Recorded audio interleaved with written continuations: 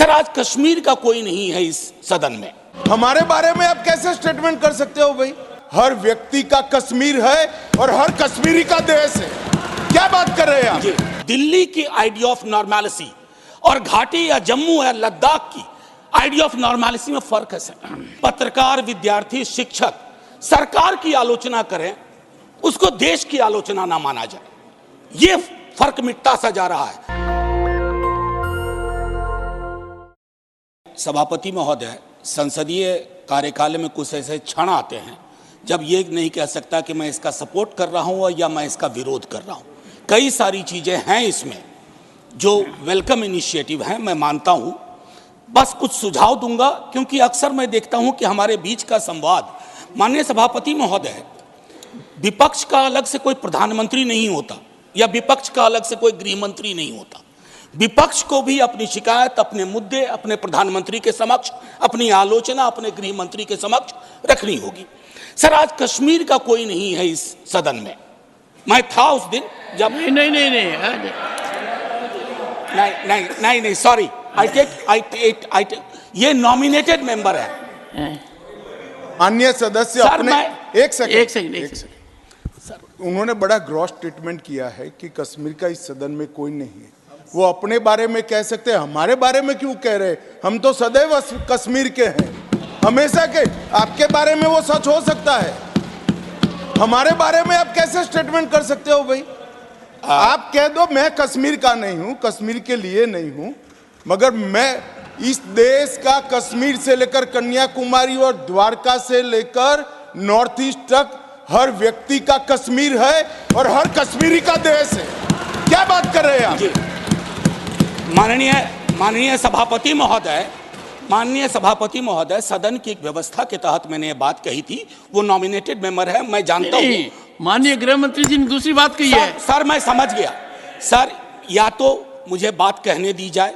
मैं ये कह रहा था कि जैसे मैं बिहार से चुन के आता हूँ, उस संदर्भ में मैंने ये बात कही थी। देश तो सबका है सर, तिरंगा यहाँ कहीं किसी से छोटा नहीं है सर। मैं सिर्फ इतना कहना चाहता था। माननीय सभापति महोदय, इसमें बहुत अच्छी चीजें, जैसा मैंने शुरू में ही कहा कि विरोध के लिए विरोध करूं ये उचित नहीं है। माननीय सभापति महोदय, महत्वपूर्ण है कि जब हम ये कहते हैं कि ये नॉमिनेशन होंगे, पहले तो मैं तारीफ करूं कि अंडर प्रिविलेज्ड के बदले एक शब्द जो कि कॉन्स्टिट्यूशनली वैलिड टर्म है, अदर बैकवर्ड क्लासेस, आपने उसका इस्तेमाल किया है, तारीफ के काबिल। ये जो नॉमिनेट करने का अधिकार एलजी साहब को है आज की डेट में, कल राज्य बन जाएगा तो गवर्नर साहब होंगे। क्या ये स्टेट असेंबली को डेलीगेट नहीं होना चाहिए? और अगर करना चाहें तो on the aid and advice of, ये व्यवस्था मैं समझता हूं कि होनी चाहिए थी।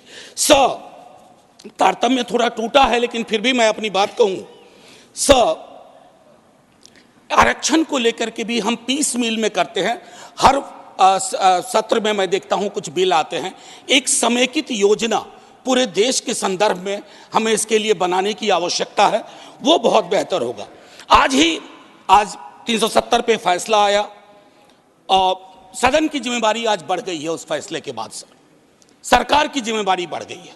मैं मानता हूं इतिहास, आपने यहां एक फैसला लिया था, तब संसद वहां थी सर, ये लगभग घिस चुका था, हम भी जानते हैं, लेकिन एक मनोवैज्ञानिक पहलू था।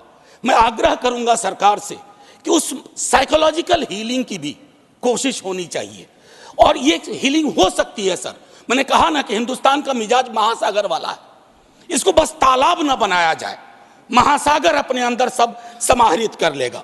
माननीय सभापति महोदय, जो कश्मीरी घाटी में रह रहे हैं, गांव में रह रहे हैं, उनको लेकर के भी एक चिंता होनी चाहिए।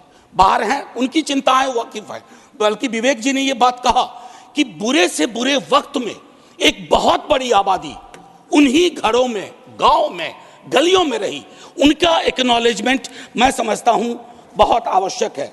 माननीय सभापति महोदय, अंबेडकर साहब कहते थे कोऑपरेटिव फेडरलिज्म, माननीय प्रधानमंत्री जी भी कई बार उसको दोहराते हैं। सर, कोऑपरेटिव फेडरलिज्म के नजरिए से देखेंगे ना तो हैंड होल्डिंग की जरूरत होती है।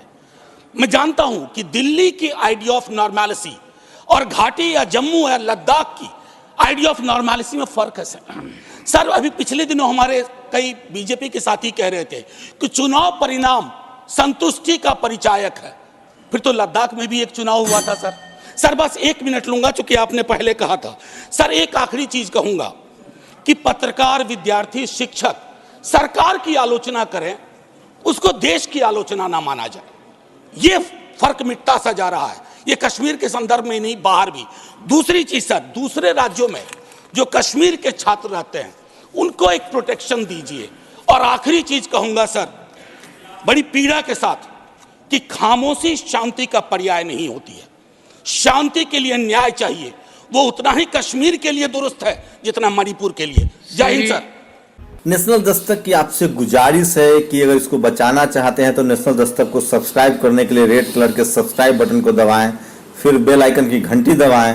नेशनल दस्तक को बचाने के लिए बहुत जरूरी है कि हर खबर को शेयर करें, लाइक करें, कमेंट जरूर करें।